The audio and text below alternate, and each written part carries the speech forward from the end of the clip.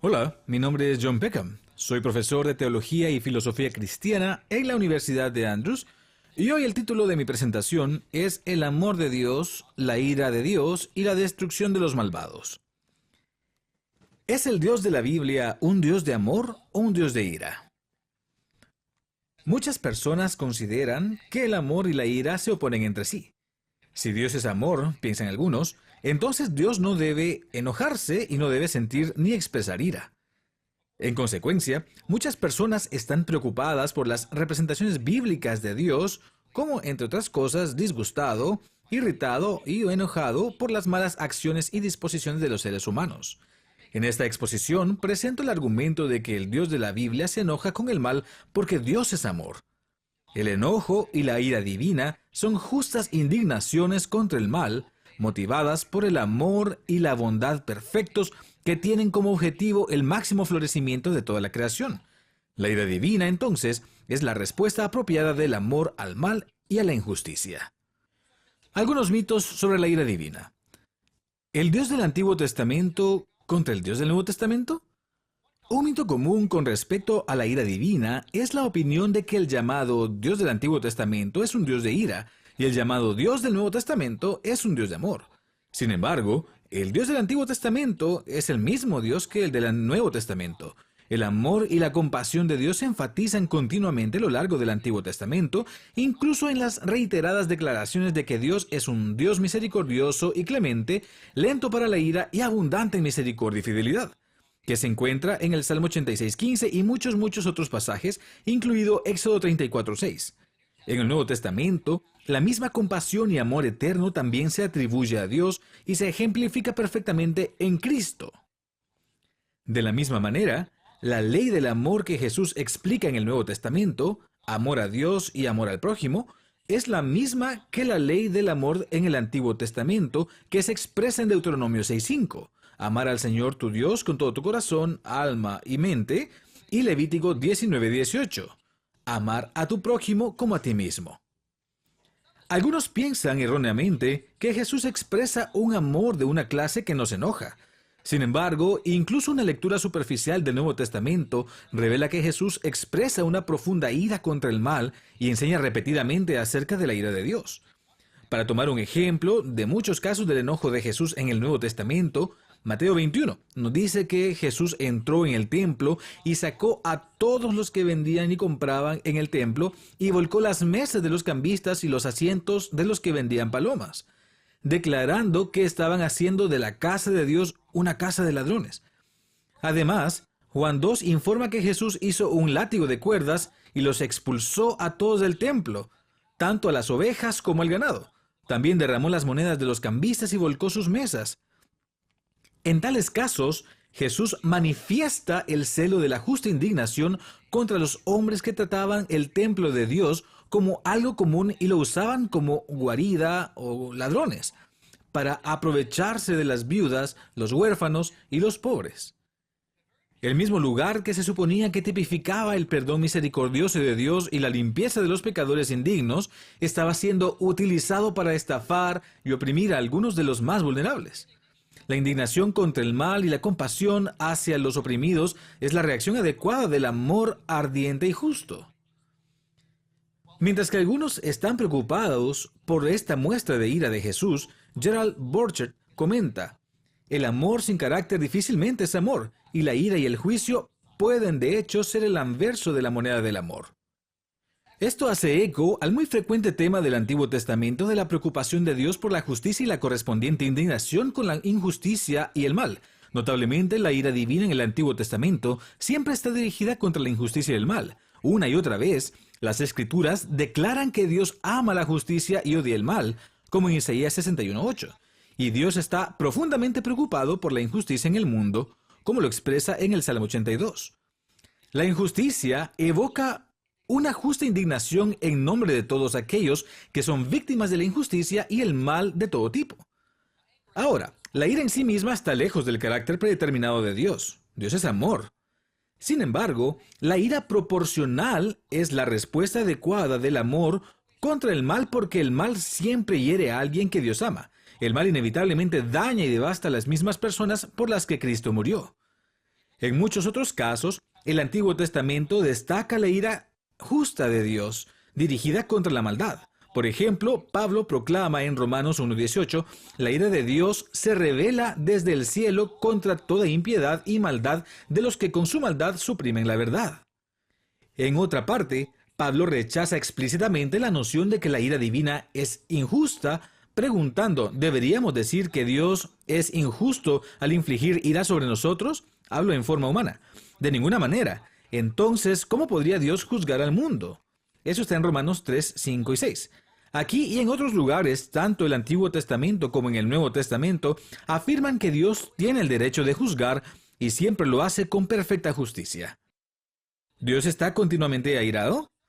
En líneas similares al mito anterior, muchas personas piensan que el Dios del Antiguo Testamento está continuamente airado y perpetuamente ejecuta juicio.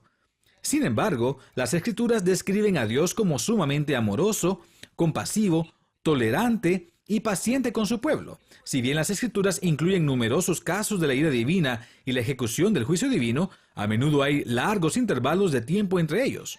Durante siglos, Dios pasa por alto el pecado y la maldad de los pueblos de todo el mundo, y durante siglos, Dios perdonó los pecados de su pueblo del pacto una y otra vez, y envió repetidamente profetas para advertirles y llamarlos de nuevo a fidelidad en el pacto.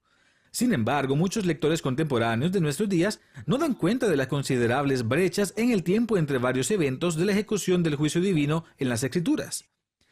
Primero, es crucial notar cuán temprano y frecuentemente el pueblo de Dios hizo el mal contra Dios y contra el pacto. Como dice Deuteronomio 9:7, dirigiéndose a Israel, no te olvides de cómo provocaste a ir al Señor tu Dios en el desierto. Te has rebelado contra el Señor desde el día que saliste de la tierra de Egipto hasta que llegaste a este lugar. A este respecto, las Escrituras a menudo describen a Dios como un padre devoto cuyo hijo se rebela y lo repudia, o como un esposo fielmente amoroso que es despreciado y afligido inmerecidamente, el amante no correspondido de un cónyuge adúltero, cuyas propuestas son rechazadas en un ciclo repetitivo y trágico de amor no correspondido. Pueden ver esto, por ejemplo, en el capítulo 1 al 3 de Oseas y en muchos otros lugares. Como dice Deuteronomio 32, Israel actuó corruptamente hacia Dios y se olvidó del Dios que los engendró, que les dio nacimiento. Gale A.G. comenta a este respecto, el hijo se niega a sí mismo de su padre, así como la esposa, Israel, rechaza a su marido. De esta manera, Dios es repetidamente dolido y provocado a los celos por la infidelidad repetida y persistente de su pueblo. Los profetas del Antiguo Testamento, de manera especial y repetida, describen a Dios como el amante no correspondido de su pueblo. Dios es abandonado y afligido repetidamente por una esposa adúltera que simboliza al pueblo, que lo abandona repetidamente por muchas relaciones con dioses extraños. Específicamente, una y otra vez, el pueblo de Dios lo abandona y, en cambio, adora a dioses extranjeros y se involucra en muchas otras prácticas despreciables. Muchos eruditos se refieren a esto como el ciclo de rebelión, que típicamente es el siguiente.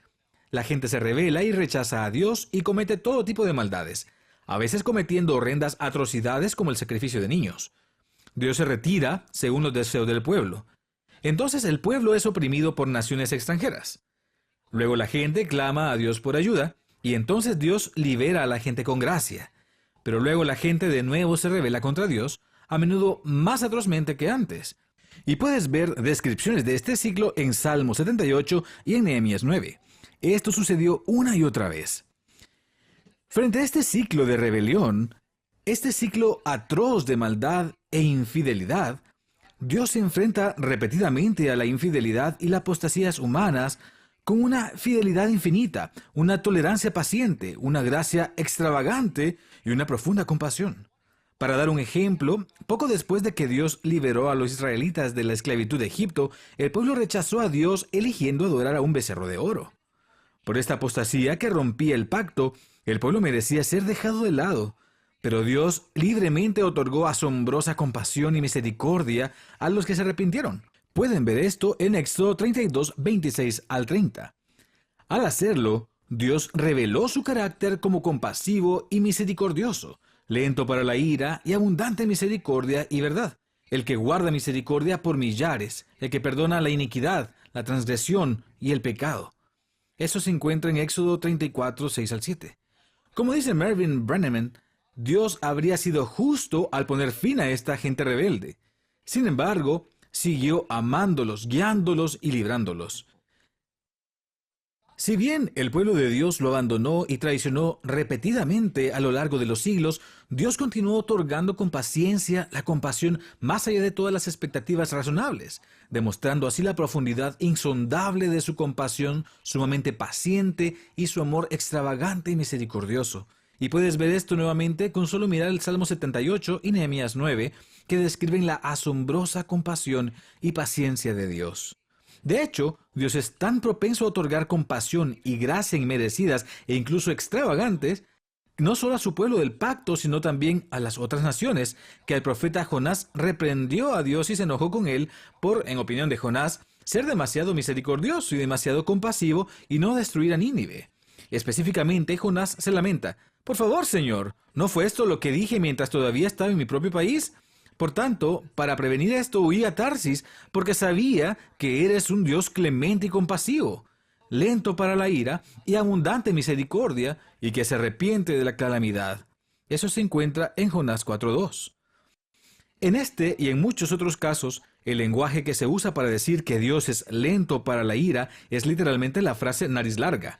Dado que la ira estaba ubicada metafóricamente en la nariz, la longitud de la nariz significa metafóricamente el tiempo que tarda uno en enojarse en términos de cuánto tiempo tarda la nariz en calentarse o enojarse. Refiriéndose a Dios como de nariz larga, entonces transmite que Dios es extremadamente paciente y lento para la ira. Si bien los seres humanos no tardan mucho en enojarse, Dios es sumamente paciente y sufrido. Le toma mucho tiempo enojarse. Dios tiene una gran capacidad para reprimir su justa ira por el pecado, y a menudo refrena su ira, como dice el Salmo 78:38, y tiene una gran capacidad para otorgar gracia y compasión extravagantes. Esto se ejemplifica en cuánto tiempo Dios continuó perdonando a su pueblo y dándoles oportunidades para arrepentirse y reconciliarse con Él. Una y otra vez, Dios llamó a su pueblo a través de los profetas, pero ellos no quisieron escuchar. Por ejemplo, Dios dice en Jeremías 35, 14 al 15, «Te he hablado otra vez, sin embargo, no me habéis escuchado. También os he enviado a todos mis siervos los profetas, enviándolos una y otra vez, para llamar al pueblo al arrepentimiento, pero no habéis inclinado vuestro oído ni me habéis escuchado». Por lo tanto, Dios finalmente trae juicio, porque les hablé, pero no escucharon, y los llamé, pero no respondieron. Esa última parte es de Jeremías 35:17. En otro lugar, Dios mismo se lamenta al respecto. «Mi pueblo no escuchó mi voz e Israel no me obedeció. Así que los entregué a la terquedad de su corazón para que caminaran en sus propios planes. Oh, que mi pueblo me escuchara, que Israel caminara en mis caminos. Rápidamente someteré a sus enemigos y volveré mi mano contra sus adversarios». Esto es del Salmo 81, 11 al 14.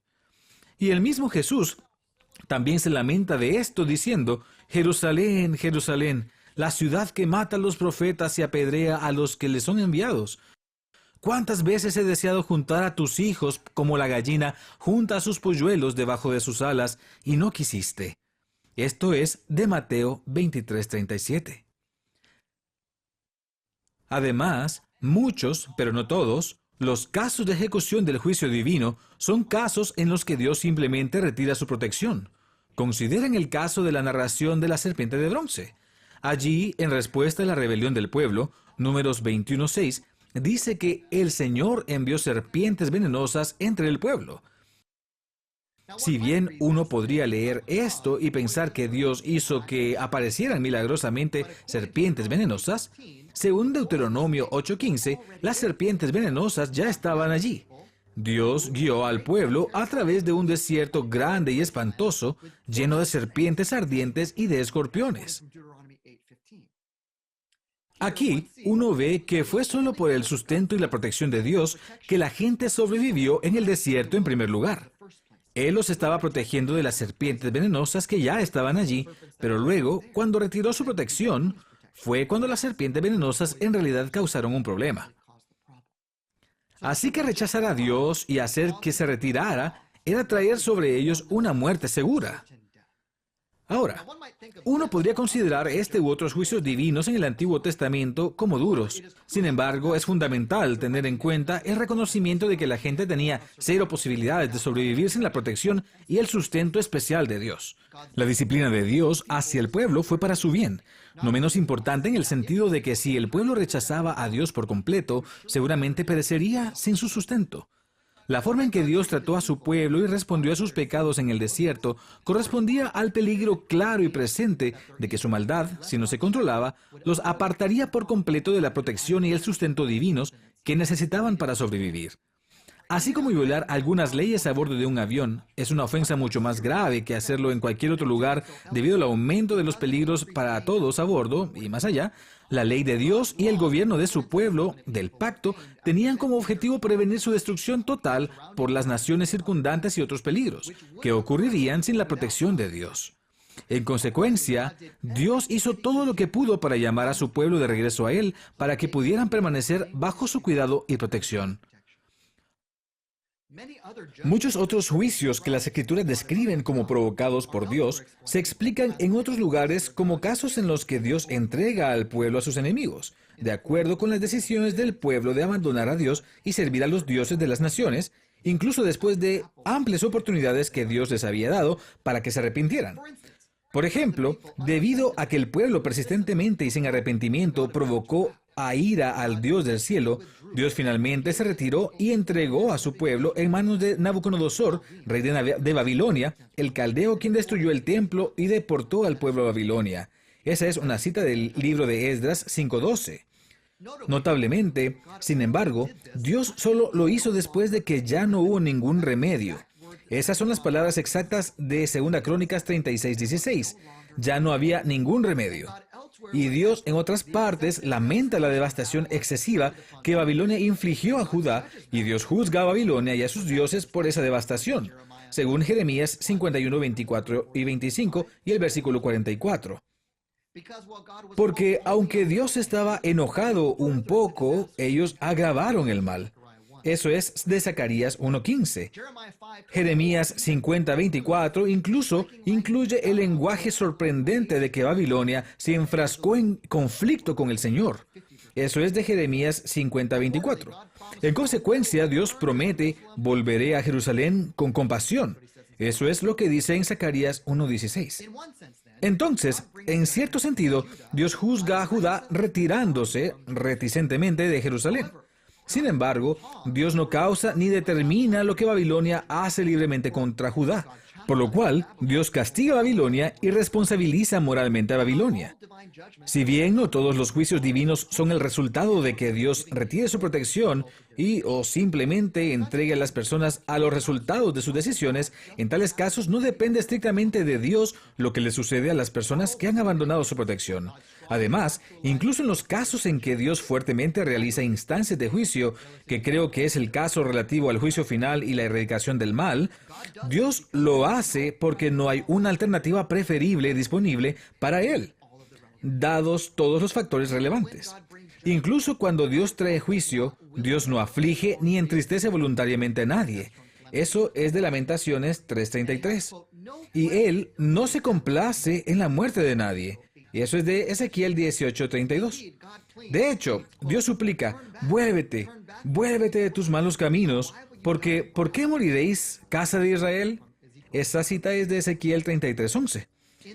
En este y otros casos a lo largo de las Escrituras, Dios lamenta repetidamente la situación que enfrenta debido a la maldad y rebelión de su pueblo. En Oseas 11:8 Él dice, ¿cómo puedo abandonarte, Efraín? ¿Cómo puedo entregarte, Israel? ¿Cómo puedo hacerte como Adma? ¿Cómo puedo tratarte como Zeboim? Mi corazón se conmueve dentro de mí, se inflama toda mi compasión. Verán, Dios no quiere destruir a nadie. Cuando Dios finalmente trae juicio, ya sea de forma activa o retirando la protección, es porque no había remedio. Como dice 2 Crónicas 36:16.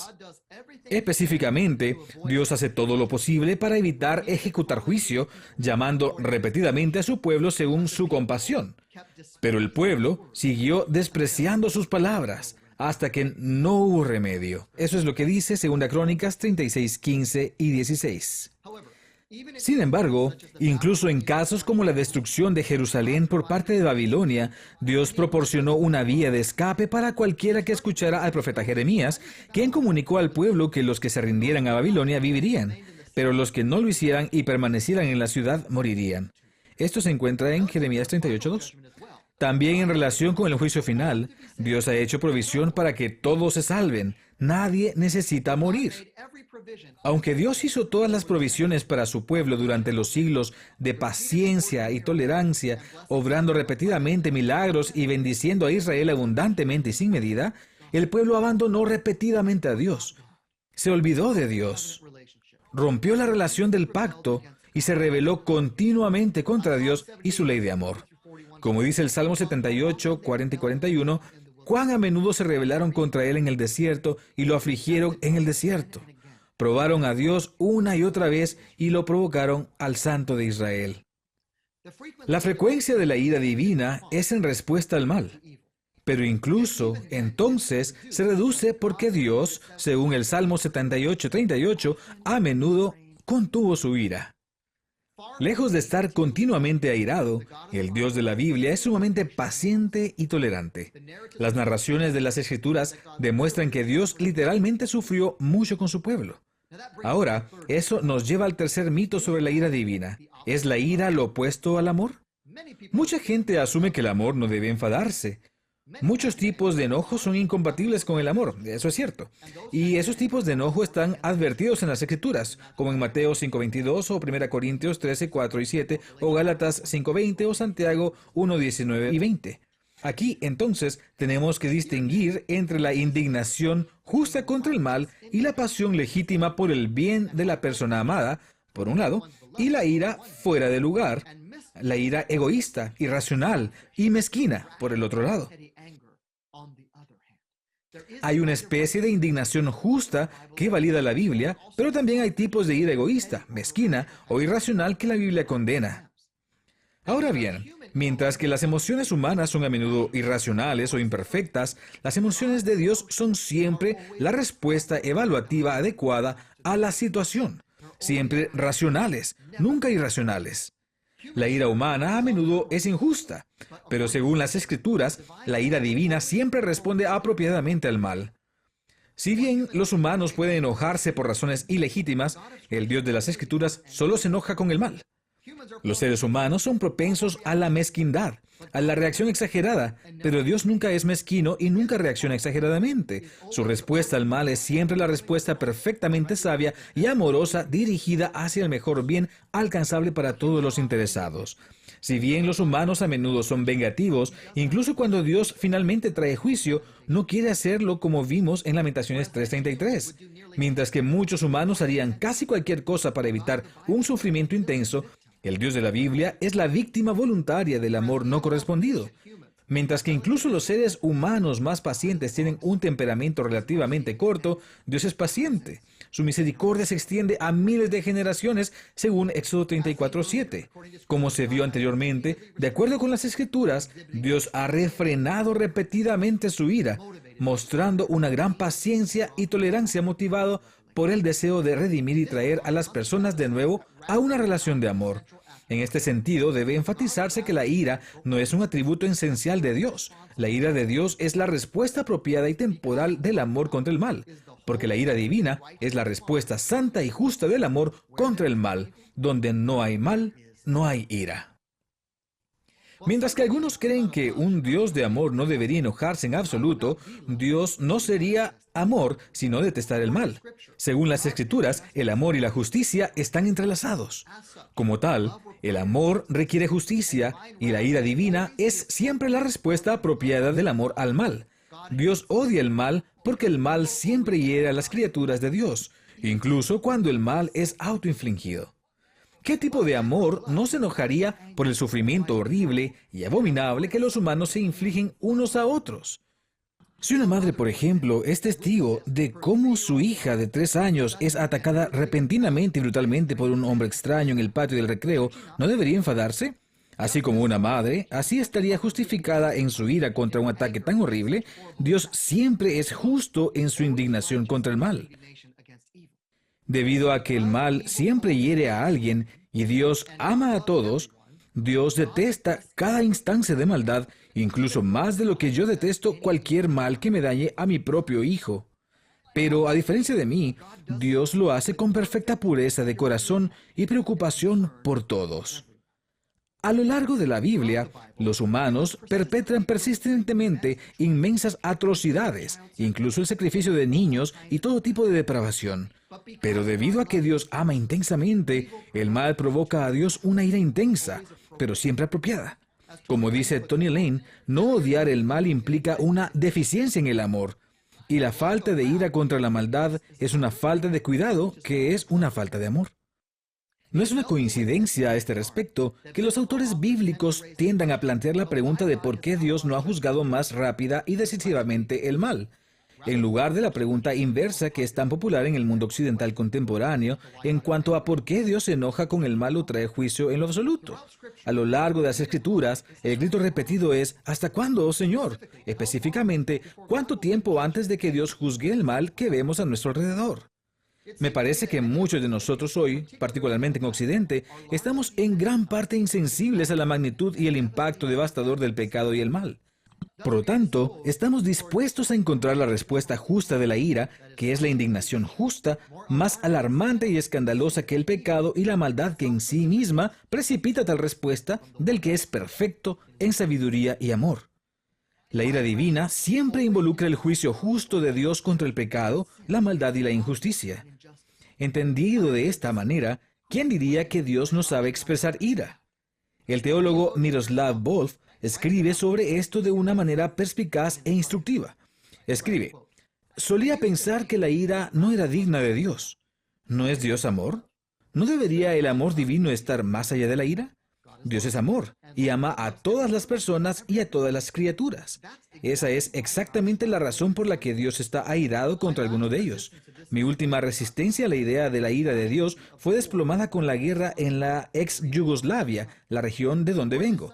Según algunas estimaciones, 200,000 personas murieron y más de 3 millones fueron desplazadas.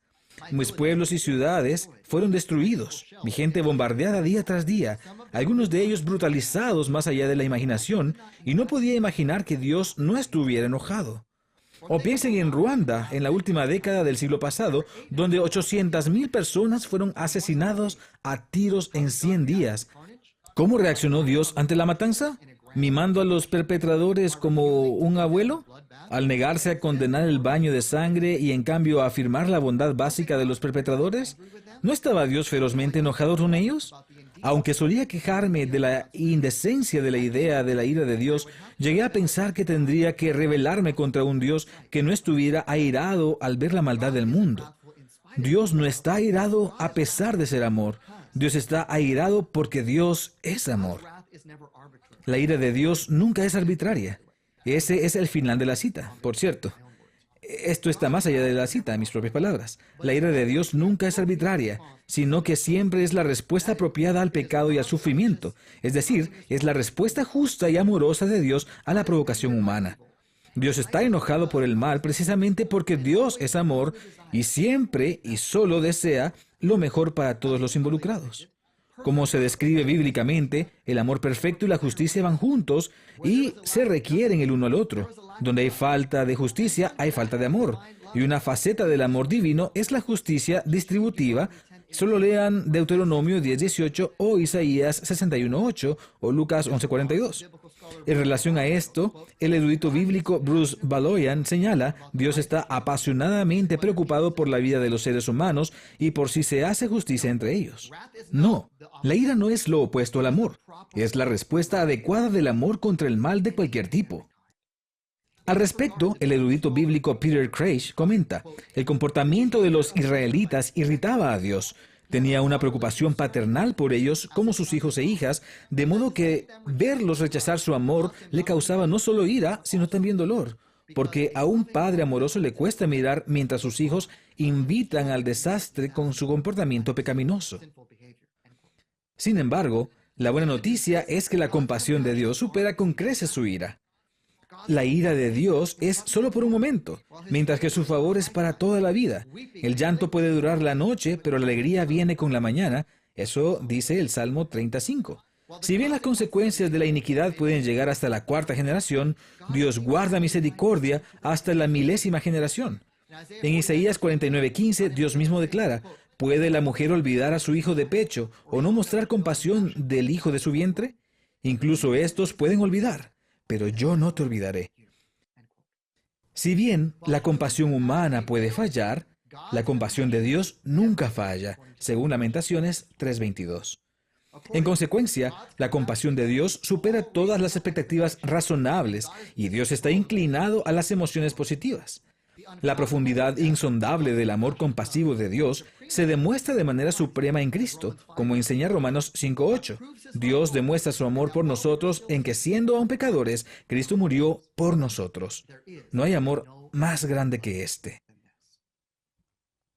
Al mismo tiempo, dado el mal en este mundo, es la falta de enojo y la ira correspondiente lo que sería injusto y sin amor. La ira divina es la respuesta apropiada del amor perfecto contra el mal. Ahora, esto se relaciona estrechamente con el cuarto y último mito sobre la ira divina: el fin del mal. Algunas personas piensan que un Dios del amor debería otorgar vida eterna a todas las personas y no debería ejecutar un juicio final contra aquellos que finalmente rechacen el amor de Dios. Sin embargo, este punto de vista es incompatible con una serie de afirmaciones bíblicas. Por un lado, a lo largo de las Escrituras, queda claro que mientras que Dios anhela ser misericordioso y espera en lo alto para tener compasión de su pueblo, no dejará sin castigo al culpable. Entonces, Isaías 30, 18 y 19 nos dice que Dios quiere ser misericordioso y espera en lo alto para tener compasión. Pero Éxodo 34, 6 y 7 nos dice que Él no deja impunes al culpable. Eventualmente, el amor requiere acción contra el mal. Dios está dispuesto a perdonar, pero no con exclusión de la justicia ni en la definitiva ausencia de una relación de amor con su pueblo. Debido a que Dios es amor, nadie puede tener comunión con Dios si finalmente rechaza el amor. Como tal, aunque Dios desea que todos tengan vida eterna y disfruten de una relación de amor eterno consigo mismo y entre sí, si las criaturas disfrutaran o no de esta vida eterna de amor y bienaventuranza, no depende unilateralmente de Dios, porque el amor genuino requiere libre albedrío. Es decir, el amor requiere una libertad del tipo en que las criaturas pueden conceder y recibir libremente el amor. Si esto es cierto, entonces Dios no puede determinar que ninguna criatura lo ame, y por lo tanto, no puede hacer unilateralmente que alguien disfrute de la vida eterna en comunión con Él y con los demás. Si bien el amor de Dios siempre toma la iniciativa, solo es efectivo cuando hay una respuesta. El amor de Dios es de hecho eterno, pero la relación de amor con Dios puede ser rechazada. La disciplina de Dios hacia su pueblo, mientras aún hay tiempo para arrepentirse, se debe a su amor y su deseo de salvar a cada persona. Dios no quiere que nadie perezca, según 2 Pedro 3:9. Disciplina divina que se basa en el amor apasionado de Dios por su pueblo con el propósito de la recuperación final. La disciplina de Dios es para este objetivo final de recuperación. En consecuencia, Dios disciplina a su pueblo así como un hombre disciplina a su hijo para hacer el bien para ellos al final. Esto se encuentra en Deuteronomio 8, 5 y 16. Luego Proverbios 3, 12 agrega: porque el Señor reprende a los que Él ama, como padre al hijo en quien se deleita. En consecuencia, el mismo Cristo dice en Apocalipsis 3:19, a los que amo reprendo y disciplino, por tanto, sé celoso y arrepiéntete. Mientras que Dios desea salvar a todos y hace todo lo posible para salvar a cada uno sin querer que ninguno perezca, eso es lo que enseña 2 Pedro 3:9, lo enseña Ezequiel 18:32, Ezequiel 33:11 y muchos otros pasajes. Aunque Dios hace todo lo que puede para salvar a todas las personas, trágicamente algunas personas eligen finalmente rechazar la provisión completa y gratuita de Dios. Dios no salva a todos porque algunas personas finalmente se niegan a ser salvas. Dios no concede vida eterna a todos porque algunos finalmente rechazan la vida, y al rechazar la vida, rechazan a Dios y a su amor. De esta y muchas otras formas, los deseos de Dios a veces no se cumplen porque las criaturas rechazan la voluntad ideal de Dios. En particular, a este respecto, Cristo mismo lamentó cuánto deseaba salvar a su pueblo, pero ellos no estaban dispuestos. Eso es de Mateo 23:37. Si bien el asombroso amor de Dios trabaja constantemente para atraer a las personas a una relación de amor consigo mismo, Dios no impondrá su amor a nadie y eventualmente les dará a quienes finalmente lo rechacen su propia elección, aunque duele profundamente y entristece a Dios.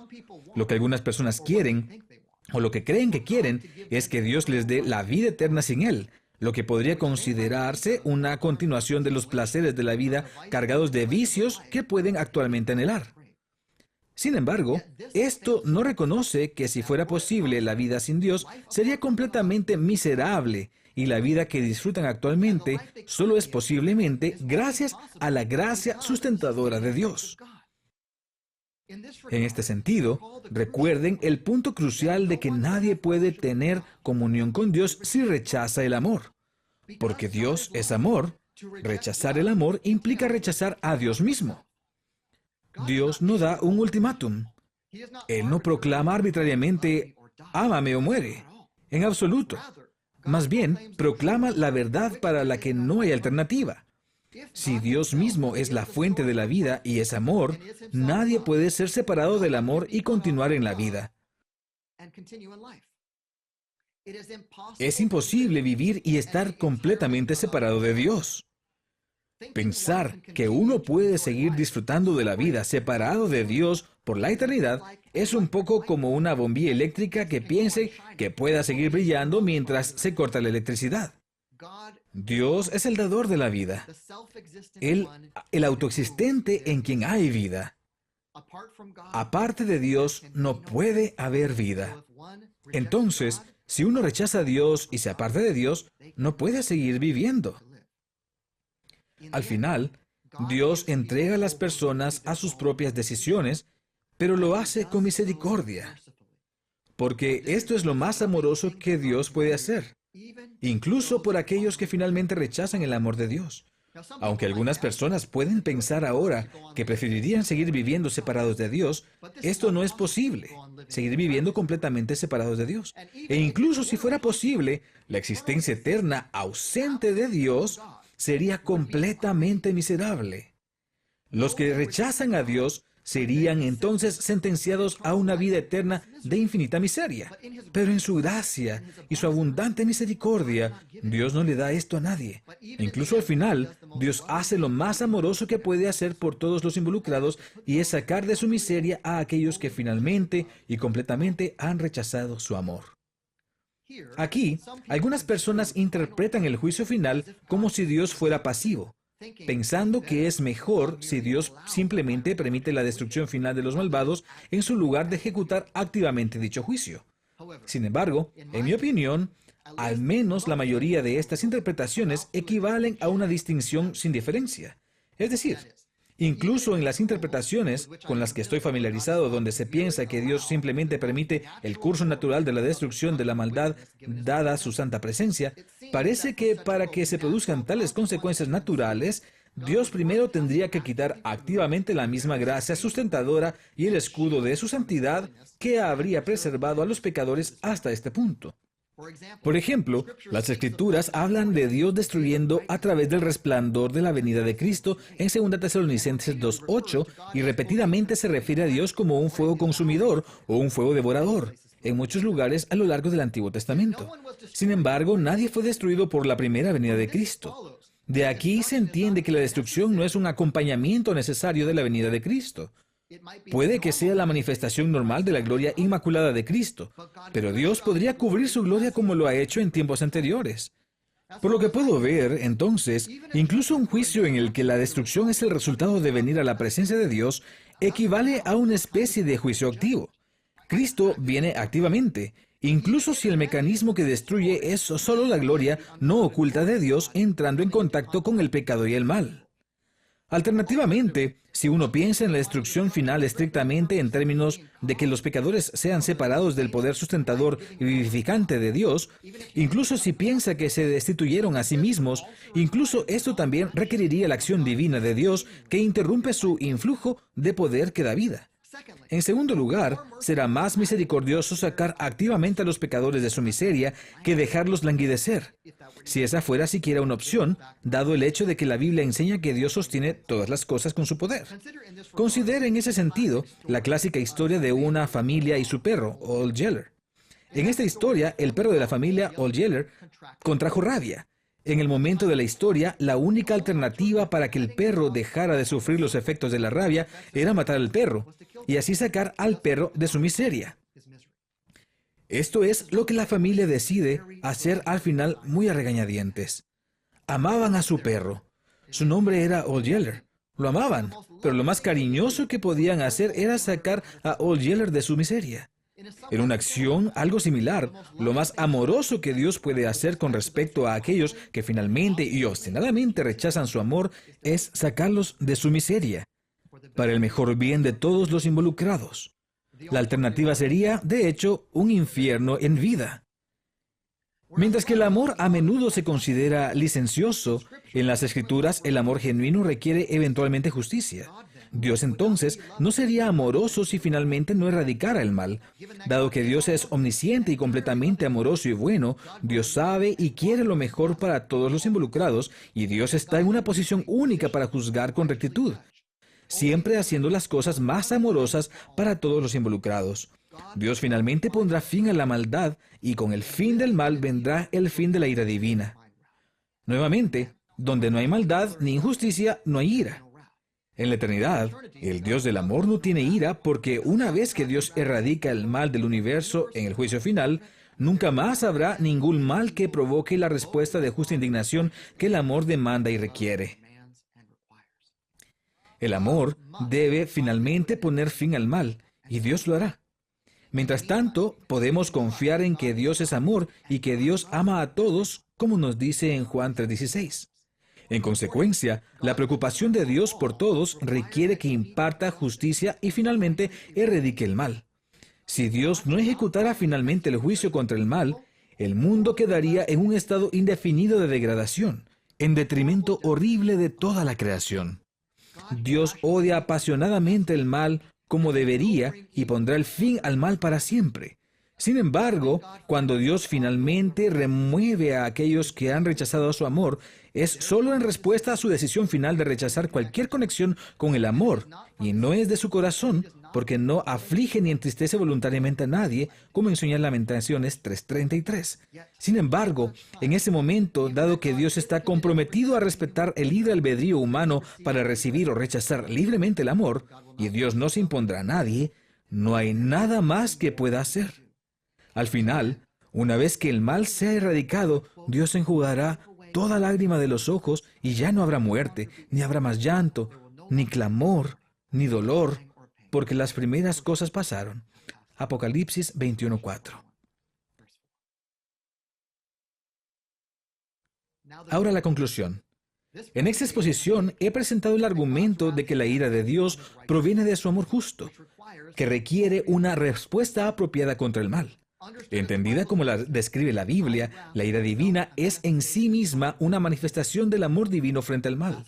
Como tal, la ira divina es la respuesta justa y adecuada del amor contra el mal, motivada por el amor perfecto y la bondad que apunta al florecimiento máximo de toda la creación. Si bien la ira divina es algo terrible, de ninguna manera es inmoral o desamor. Por el contrario, en el Antiguo Testamento, Dios expresa ira contra el mal porque Dios es amor.